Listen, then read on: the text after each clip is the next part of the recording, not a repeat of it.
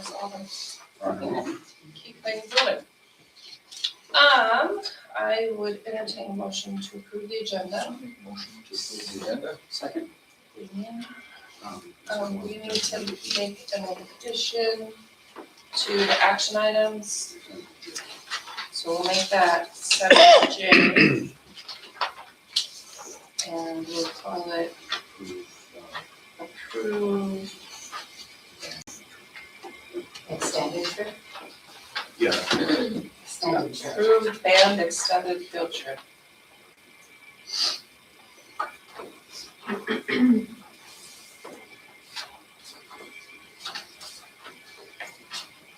Okay, any discussion on that? No. All those in favor to the agenda as it's, I would like to, consent agenda, B2, 701, establishing adoption of school district budget attachment. There is one strike here I would like to unstrike. And it is,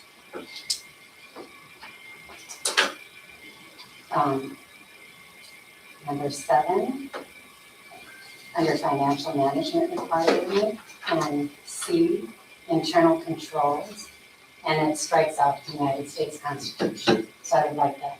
We should probably just pull that off, because it was a Pull it off.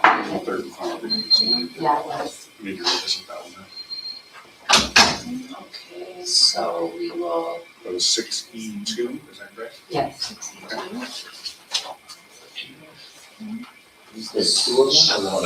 so basically what we want to do is strike it from today's agenda and send it back to the policy committee. Okay, So what you're approving right now is just to strike it off of today's agenda, and that throws it back to the policy committee. Okay? Any other changes to the agenda? Okay, so all those in favor of the agenda with those 2 changes that were just mentioned, say aye. Aye. Okay. Then we have that taken care of. We'll move along to public comment. Christine?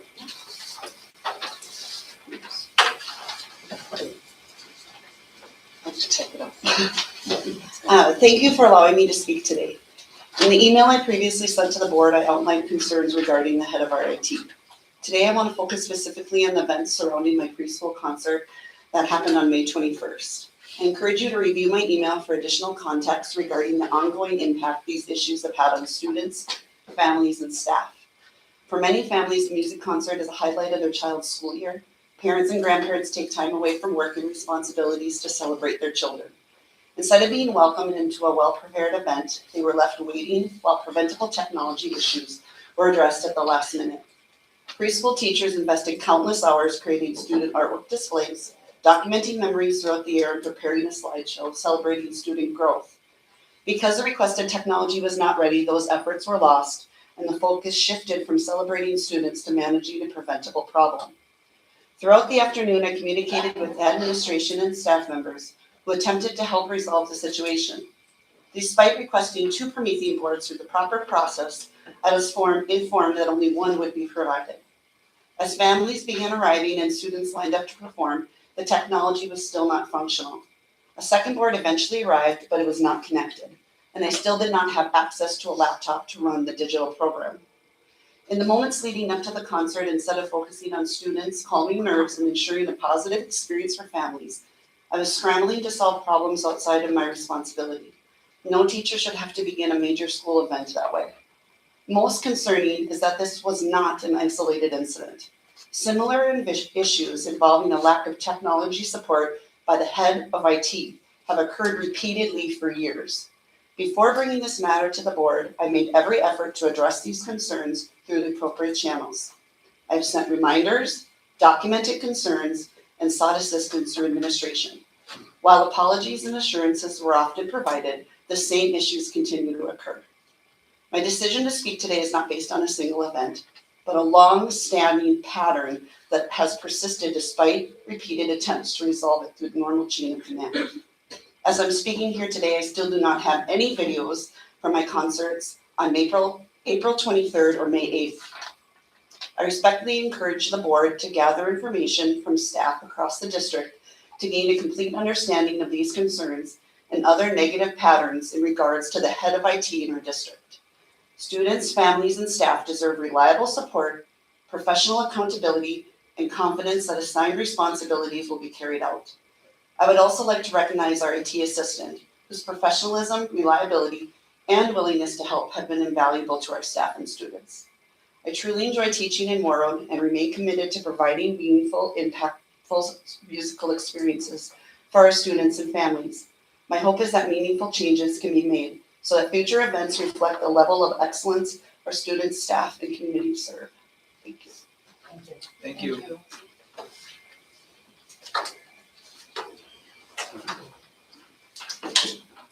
Do you have any other public comments?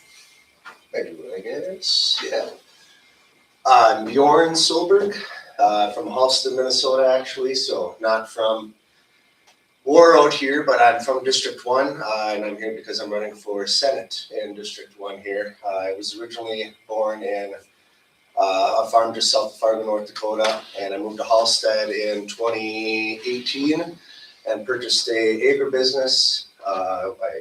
So a storage facility, wash plant. I work with certified organic potato family farmers. So they do the growing, and I store wash package, market to farm to school programs, distributors, grocery stores, restaurants, things like that. My degree is actually in social studies, secondary education. So plan was to be a high school teacher and a basketball coach. But decided that after graduating that I'm kind of a macro thinker. Everything I try and wrap my head around and try and understand everything that's not just going on in my own community, my own family, my own world, but beyond. And so I wanted to make a bigger systemic difference outside of the classroom. I also understood what the trending was, and it didn't look rosy for my generation here to be hopping in for the next 40, 50 years into the teaching classroom. I made more money serving and bartending during college than I would have jumping into teaching and everything. So I appreciate everything that schools do, you guys do especially, and want to bring that sort of background and experience of what's going on, the stressors in school, not just on teachers, but across the board as far as resources available to them, unfunded mandates, things like that that affect schools, raise property taxes. So all that to say is I'm excited to be running in the November 3rd election. Our current representative is from East Grand Forks, and I just believe we could have better representation, and so I'm running to be that. And so I've been traveling around. I'm going to the Roseau School Board meeting tonight. I've been to city council meetings, meeting with other, headed toward Marvin Windows here actually like a month or two ago. So just trying to get as much knowledge and understanding of all the different industries and what's going on in the world. So appreciate being able to be here and listen in and see what's going on in Warroad schools. And I'll be back in a couple weeks for, sounds like you guys got a pretty good 4th of July celebration typically. So I'll be back for that. So just want to make sure I'm on your guys' radar and would love to talk about anything in the future that would be of concerns and issues to you guys that I could help address. So I do, when it's related to school, one idea that I have that I'll throw out there is piloting a program on a 4-day school week with a mandatory integrated flex learning day, which would be on Wednesdays. And I think to me, if we can't pay teachers more, how can we lessen the burden a little bit? Also incorporate more community and business into the school of day interactions. And things like that. So kind of want to be a big system changer, not just one idea or sole person, but really attack things pragmatically, because I believe that our systems have been set up for a long time and aren't really quite keeping up with today's day and age on the reality of what's going on. So appreciate your time again today, and I'll listen in, and if you have any questions afterwards, I'll be around and can give you contact information. So Awesome. thank you. Thank you. Anyone else? Okay. Let's move on to number 5, recognition items. Rachel, would you do those first? Yes. Congratulations extended to our high school May Warriors of the Month, Jaden Peterson, Carly Ulbricht, Joydell Springer, Ethan Reinhardt, Gus Leon, Jabin Nabriga, Yomi Herrera Abrara, Owen Erickson, Jade Pumabong, Lainey Ellenson, Jace Palmquist, Camden Roberts, and Evie Woodward. Thank you. Congratulations to all those students. Number 6, consent agenda. Can I get a motion to approve? Motion to approve. Marcus and Damian. Any discussion, Marcus?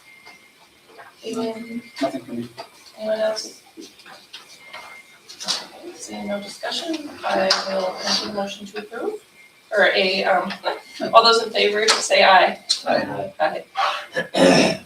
All right, moving on to action items, 7A, approve resolution accepting donations. Can I get a motion to approve? Motion. Second? Second. Gus? Gus, we'll go with Gus. Dr. Yates? Okay, had 2, and they're from Marvin Warroad Area Foundation and from All in Warroad, both towards the playground project that we have. So that will help us move this forward. Hopefully this late summer into, going into the fall is the target. So very much appreciate our generous donors. All those in favor of accepting those donations? Okay. Okay, motion passes. Let's move on to 7B, approve 2026-2027 resolution for membership in the Minnesota State High School League. There's an attachment to that. Can I get a motion to approve? Motion.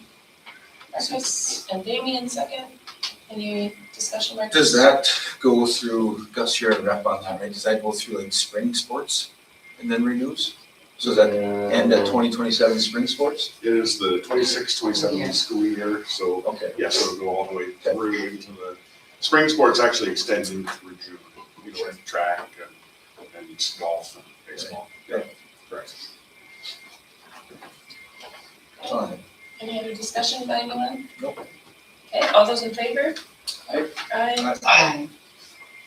Motion passes. 7C, approve resolution establishing dates for filing affidavits of candidacy. Motion. Motion. Second. Damian and Marcus. Any discussion on that or explanation? So filing window is July 14 to July 28, 4 p.m. It's a $2 filing fee. And this is an election year where we would have 3 slots open on the school board. So we currently have positions of Director Booth, Director Solar, and Director Nelson. So you're certainly welcome to reapply during that filing window, and anyone else as well. So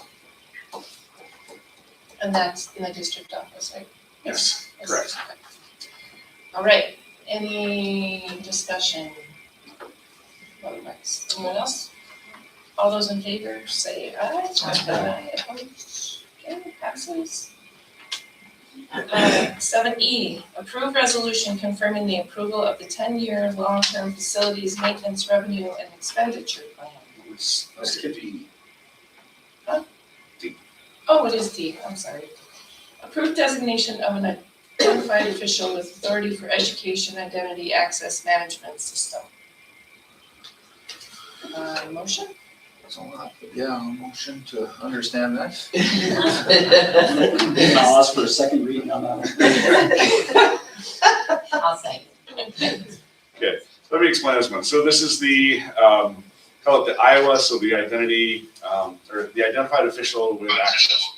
So essentially, it's every year we have to approve, typically the superintendent, and then an alternate, which has been Trish, to go in and grant people the access to the systems, all the different digital systems that people have to have access to. Those things have to be renewed on an annual basis, expecting that, you know, people change districts and those kinds of things.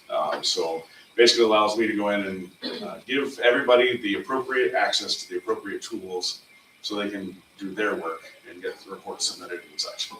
So it sounds a lot more complex than how Yes. it reads. I like to do Every year he gives the same Okay. explanation. that. You get next We year. gotta hear it about 4 times before you're like, yes, okay. Okay, any other discussion on that? No. All right, all those in favor? I, Aye. Opposed, motion passes. 7E, approve resolution confirming the approval of the 10-year long-term facilities maintenance revenue and expenditure plan. motion. Second? Second. All right, Damien and Marcus, any discussion, Damien, Marcus? Anyone else? Okay. Dr. Yates, you look like Yeah, so this would have gone through the facilities committee. It's a 10-year plan, we update it annually. Just always wanting to look ahead. If there's major projects coming, there's funds we can be setting aside to fix things in the future. Right now, a lot of it is, there's enough to just keep taking care of the issues as they come up, or mostly. So we just updated that plan and they're good for there, so. Right, any discussion other than that? Okay, all those in favor of approving it as it's on the attachment? Aye. Aye. Any dissent, so motion passes. Excuse me. 7F, approve final fiscal year 26 revised budget in your attachment. Motion, I'll make that motion. Marcus, second? Second. Okay, yes. Go back. Any discussion, Marcus? No. Gus? No.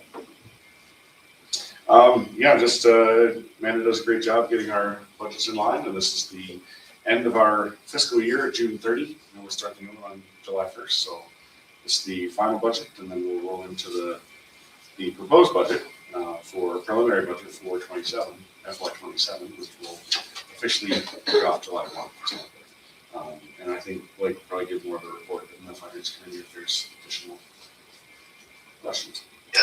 Okay, all those in favor? Aye. Aye. Opposed? Motion passes. 7G, approve preliminary fiscal year 27 budget in your attachment. Motion, Brenda, second. Second. Marcus, any discussion, Brenda? Marcus? Yeah, again, preliminary budget, it'll be adjusted again in December usually. So there's an updated one in December and then the official final budget will next June, so. All those in favor? Aye. Opposed? Motion passes. 7H, approve superintendent contract adjustments. Make that motion. Second. Yeah, David and Marcus. Any discussion? Is there any need to close the meeting or anything? Not for you. So I guess I just have a question, is it's basically similar to what we discussed? So similar to what we discussed, nothing of additional monetary value to the employee, nothing that we would do differently for other at-will employees, and approve it as presented. So so- with those two things that we talked about, with the HSA and the Correct. Yes. adjustment? Yeah. Okay. Is everybody comfortable with that? Yeah. I mean, that explanation? Okay, so all those in favor of approving the adjustment to superintendent contract, say aye. Aye. Aye. Opposed? Okay, motion passes. And then 7I, approve transportation and other miscellaneous items declared surplus. Those were in your attachments as well. Make that motion. Marcus, Damien, You come across a lot of that stuff? Yeah, so It's there's, pretty much garbage, isn't it? it basically is garbage. Yeah. Yeah, they were all old things that they cleaned out of sheds and up from up above. And it's all kind of stacked right now, getting ready to just get once approval, just get a dumpster. It's just works. And is that something, so what if we weren't to approve that today? Does that just sit in a Yep. bin somewhere? We Yeah. can't get rid of it? I don't know. Correct. So we can't, we have. Because they were purchased with approval to- district dollars Sure. years and years ago. So yes, there has to be accountability for that. So approving disposal of garbage, basically. Yes, yes. But garbage that outlived its useful purpose Sure. and had a purpose once upon a time, purchased with taxpayer dollars, Right. therefore. Makes sense. Any other discussion? No. Okay, all those in favor of disposing of the surplus, say aye. Thanks for saying it that way, because all those in favor, of throwing away stuff. Opposed? Okay, motion passes. Okay, then the addition, 7J, approval of the extended field trip for the band. Brenda Second. motion, Marcus second. Any discussion, Brenda? Marcus? I think the only thing I ask is why it's always late. Every year, this is my second time through, we know it's gotta be in. You don't wanna punish the students because they work hard to do it, right? Correct. But I guess my question would be, how do we prevent it from, get it in on time? I do have a meeting scheduled Okay. to address that very issue. Any other discussion? Okay, all those in favor of approving the extended band field trip, say aye. Aye. Aye. Aye. Opposed? Motion passes. We have a lot of good information here in the administrator reports. We didn't have any live reports today, but I believe we got what we need in those. And then we'll move on to the board member reports. 9A Facilities Committee. Another good meeting this year, a lot of fun stuff happening. Again, big thanks to Amanda for all your hard work with budgets and numbers and doing all the stuff that a lot of us don't understand. Kelly and Aaron are also doing a great job this year. Sounds like everything's moving forward with summer preps and stuff like that into next year. And playground projects coming along very nicely with a couple of really nice donations. So it sounds like hopefully we'll be breaking ground on that this year. We saw a couple of really nice drawings. It looks like it'd be a great addition to what we have going on here. So looking forward to that. Looking forward to hopefully finding out when we'll be breaking ground on that project. So, other than that, thanks. We'll finish the year yesterday. Oh, he did? Okay, yeah, so if anybody hasn't walked down the hallway yet, Donald Kopke-Gizik put up a mural down right next to the district offices, so another beautiful job. So I just happened to see it when he had just got started, but certainly quite an artist, so. Awesome. That's where the seniors do the countdown, so on both sides. So, Any other questions for facilities? I'm still waiting on parts for the hot tub. I believe so. All right, thank you. And then I believe Blake was going to handle the finance committee report. Yes, so there's, as you can see in the final FY, sorry, hold on. Dog barking. As you can see in the final budget, landed around, I believe it was 10%, which is it's a little bit under where we want to assign, but it's in a good spot. The question or the thing that we wanted to comment on was just the proposed budget for next year. You'll see a decrease in the unassigned balance to about 5.8%, if my memory is correct.